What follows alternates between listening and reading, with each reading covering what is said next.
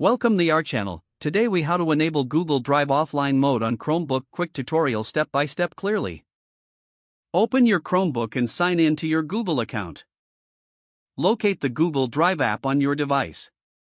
If you haven't installed it yet, go to the Chrome Web Store and download Google Drive. Once installed, open the Google Drive app.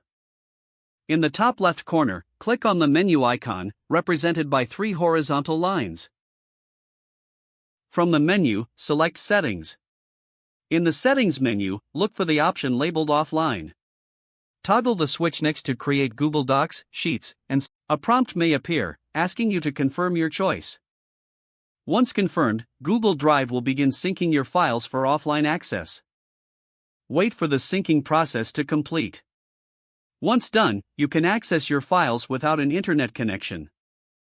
To check if your files are available offline, look for the checkmark icon next to each file. You can now edit your documents, and changes will automatically sync when you reconnect to the internet.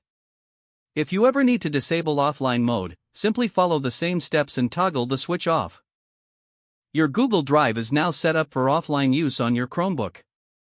If the page does not load, refresh the browser or try again in a private or incognito window.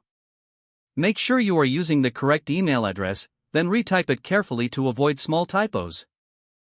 If your password is not accepted, use the reset option and create a new strong password you can remember. Check your spam folder for verification or security emails, then complete any requested confirmation steps. Enable two-factor authentication if available to improve account security and reduce unauthorized access risk.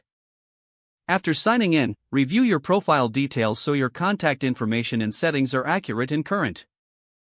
If you see an error message, note it down and try again after restarting your device and internet connection.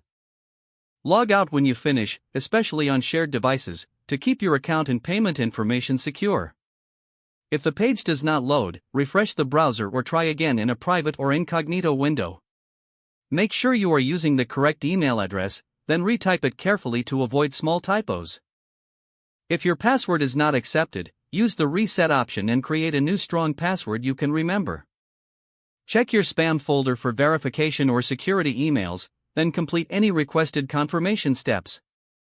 Enable two-factor authentication if available to improve account security and reduce unauthorized access risk.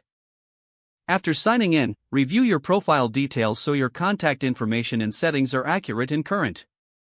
Don't forget to like this video and subscribe to our channel for more step-by-step tech guides.